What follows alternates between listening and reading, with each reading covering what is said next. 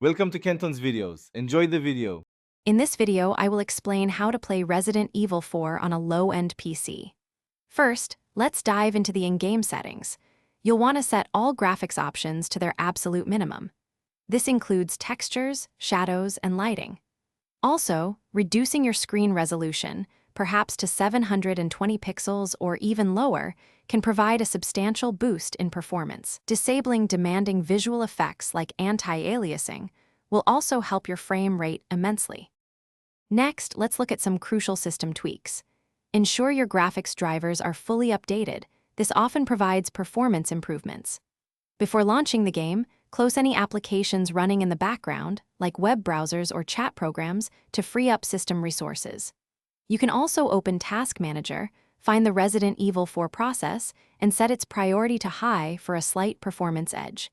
These small adjustments can make a big difference.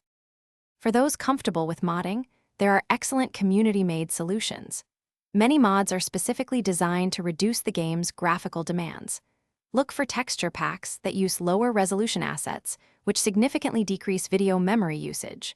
Other performance mods can simplify complex geometry or disable certain visual effects entirely, giving your low-end system a much-needed break. Always back up your game files before installing any mods. Finally, consider using external tools and managing your expectations. Tools like Riva Tuner Statistics Server can help you cap your frame rate, which can lead to more consistent performance rather than wild fluctuations. Remember, achieving a stable 30 frames per second is a realistic and enjoyable target on a low-end machine. While these tips help, ensure your PC at least meets the game's absolute minimum system requirements for the best chance of success. Thanks for watching. Consider subscribing if we helped you.